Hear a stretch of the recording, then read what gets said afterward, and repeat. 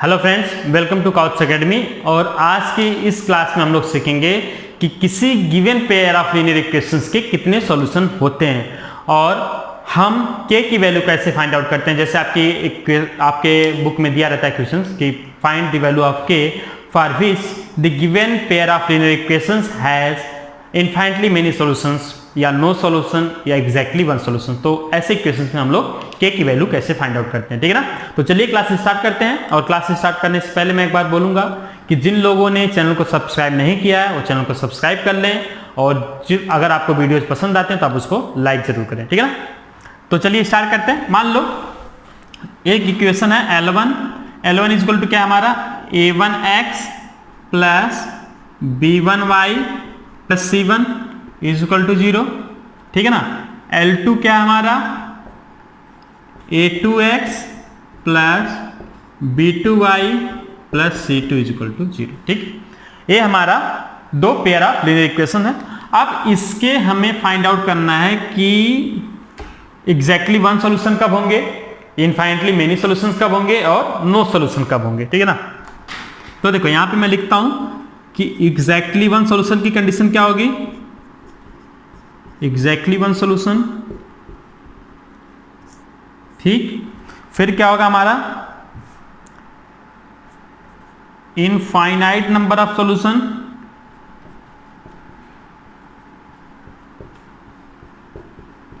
इसकी कंडीशन क्या होगी, और फिर हम लोग देखेंगे नो सॉल्यूशंस की कंडीशन क्या होगी, ठीक है ना। तो इससे पहले हम लोग क्या करते हैं, graphical meaning of solution of a pair of linear equation हम लोग आते हैं उस पे। जैसा कि हमने आपको बताया था कि दो लाइन के नंबर ऑफ सॉल्यूशन का ग्राफिकल मीनिंग क्या होता है। ग्राफिकल मीनिंग होता है कि अगर दो लाइन एक दूसरे को इंटरसेक्ट करती हैं, ठीक है ना, तो जितने पॉइंट्स पे इंटरसेक्ट करेंगे उसके उतने नंबर ऑफ सॉल्यूशन होंगे। अब बात अगर हम करते हैं दो डिफरेंट लाइंस की, दो डिफरेंट लाइन यूजुअली क्या करते हैं, एक दूसरे को एट मैक्स वन पॉइंट पे इंटरसेक्ट करती हैं, यानी इस केस में इसके क्या होते हैं, एग्जैक्टली वन सॉल्यूशन होंगे, यानी एग्जैक्टली वन सॉल्यूशन।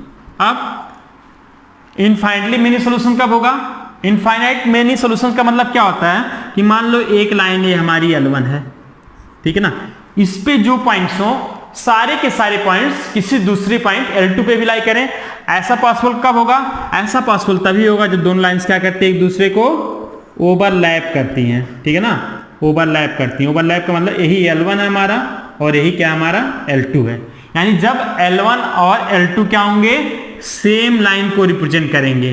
L1 और L2 अगर सेम लाइन को रिप्रेजेंट करेंगे तो इस केस में क्या होगा, हमारा इनफाइनाइट सॉल्यूशन होंगे। कितने सॉल्यूशन होंगे इसके, इनफाइनाइट सॉल्यूशन होंगे। अब तीसरी चीज नो सॉल्यूशन। नो सॉल्यूशन का मतलब जैसा भी मैंने बताया कि सॉल्यूशन क्या होता है, जब लाइन एक दूसरे को इंटरसेक्ट करती हैं। अब अगर लाइन से एक दूसरे को इंटरसेक्ट करेंगे ही नहीं तो उसका कोई सॉल्यूशन होगा ही नहीं। इसका मतलब अगर दो लाइन, अब बताओ दो लाइन एक दूसरे को कट कब नहीं करेंगी, जब दो लाइन क्या होती है, हमारी पैरेलल होती है, क्योंकि हमें पता है पैरेलल लाइंस एक दूसरे को कभी इंटरसेक्ट नहीं करती हैं। तो अगर हम बात करते हैं नो सॉल्यूशन की, तो उस केस में L1 और L2 जो होनी चाहिए वो क्या होनी चाहिए, L1 is parallel to L2, यानी L1 और L2 क्या होने चाहिए, हमारे पैरेलल होने चाहिए। उस केस में क्या होगा, हमारा कोई भी सॉल्यूशन नहीं होगा, ठीक है ना। तो देखो एग्जैक्टली वन सॉल्यूशन के लिए दो डिफरेंट लाइंस होनी चाहिए और वो सिर्फ एक पॉइंट पे कट करना चाहिए। इनफाइनाइट मेनी सॉल्यूशन के लिए दोनों जो लाइन हो एक ही, मतलब दोनों जो इक्वेशंस हो एक ही लाइन को रिप्रेजेंट करें। और नो सॉल्यूशन के लिए क्या होना चाहिए, दोनों लाइन से एक दूसरे की पैरेलल होनी चाहिए। इसकी कंडीशंस क्या होती है, एग्जैक्टली वन सॉल्यूशन के लिए हमारा सिर्फ एक कंडीशन होगा कि A1 upon A2 shouldn't be equal to B1 upon B2, यानी जो x के कोफिशिएंट का रेशियो हो वो y के कोफिशिएंट के रेशियो के इक्वल नहीं होना चाहिए।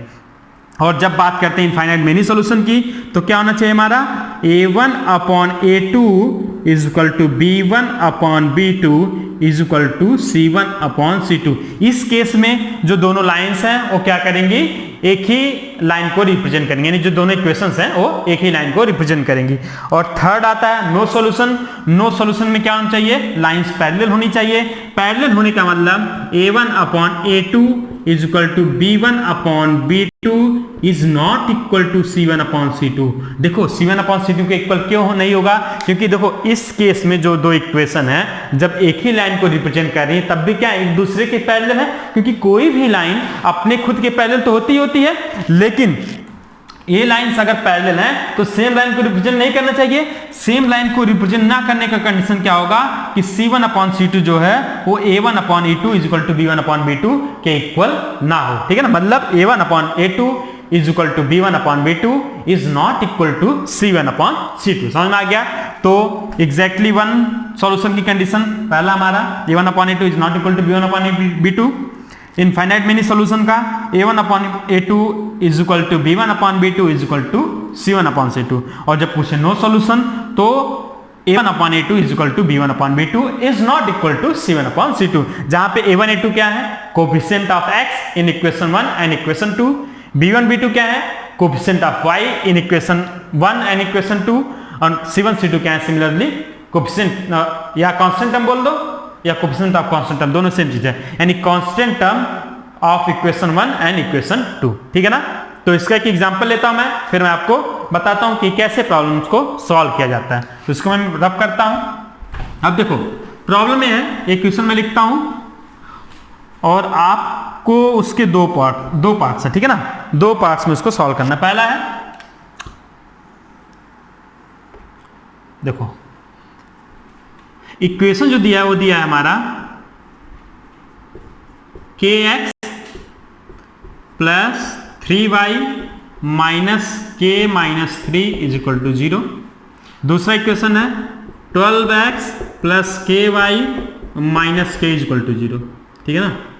ये हमारा क्या है, दो इक्वेशन है जिसको हमें बताना है कि find the value of k, find the value of k for which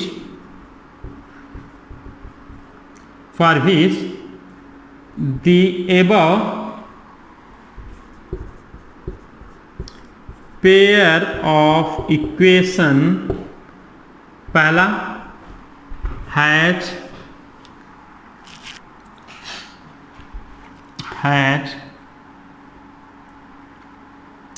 infinite solution,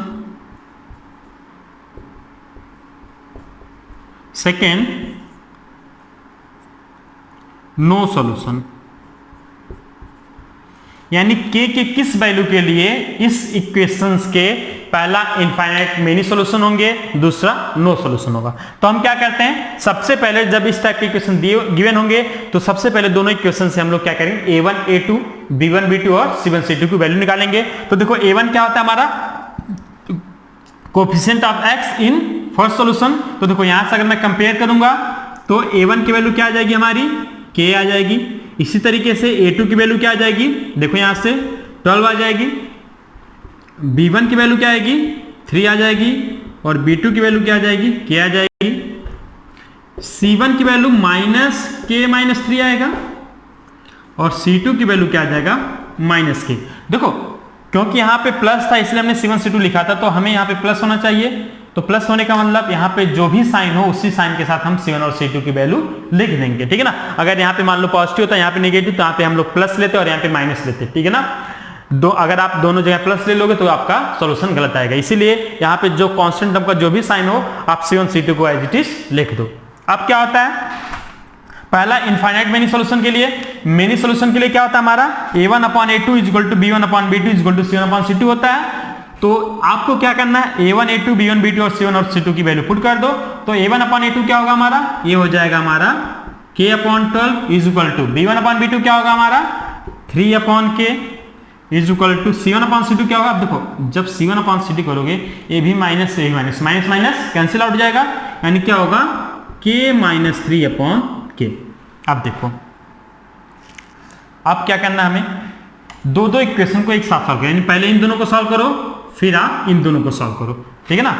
हमने प्रॉपर्टी क्या लगाया, ये लगाया कि a1/a2 equal to b1/b2 equal to c1/c2। अब जब मैं इन दोनों को सॉल्व करूंगा तो देखो क्रॉस मल्टीप्लाई हो जाएगा k इंटू के स्क्वायर, मतलब k square equal to 12 into 3 36, यानी k इक्वल टू हो जाएगा हमारा √36, यानी k की वैल्यू आ जाएगी हमारी +-6, यानी k या तो +6 होगा और -6 होगा, यानी यहां से हमें k की दो वैल्यूज मिली।